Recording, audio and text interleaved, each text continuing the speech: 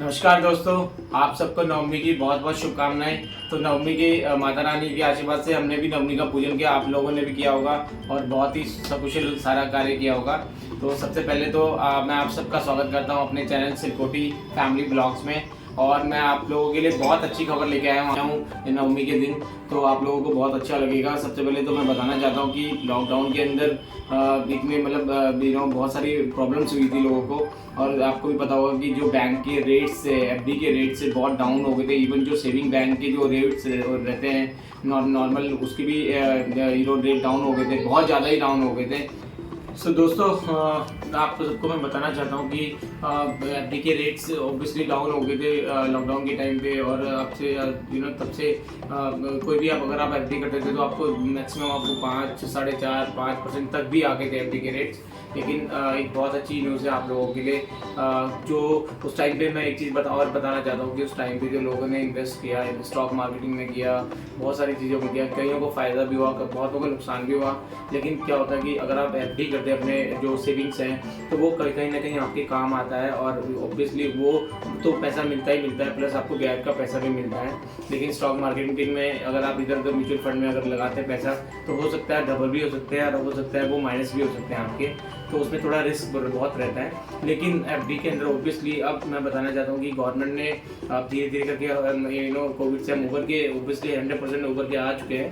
And Covid का जो situation अब खत्म हो गया है, तो अब जो एफडी के रेट्स भी हैं अब सारे बैंक्स ने इंक्रीज कर दिए हैं।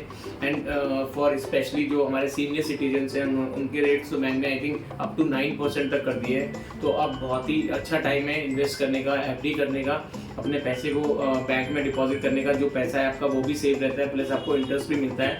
आप इंटरेस्ट को बहुत तरीके से कर सकते हैं। हर बैंक के अपने अपने रेट्स है इंक्रीज़ किए हुए हैं, तो आप अपने बैंक में जाके पता कर सकते हैं, या ऑनलाइन भी पता कर सकते हैं गूगल में डालकर कौन सा बैंक है, कितने रेट्स हैं।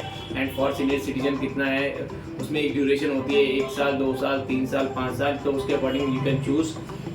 और सबसे बेस्ट पार्ट ये कि अब आपको बहुत ही फ़ायदा होगा, क्योंकि अब अगर आप कुछ भी पहले आप 1 लाख रुपये फॉर एग्जांपल अगर 1 लाख रुपये एफडी करते थे तो आपको 4% 5% मैक्सिमम मिलता था।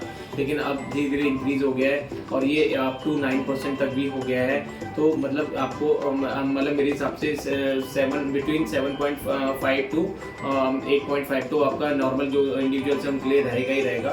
तो अपने बैंक में पता कीजिए, सो दैट अब आपको एफडी का जो इंटरेस्ट है बहुत ऑब्वियसली इंक्रीज़ होगा, मिलेगा आपको ज़्यादा।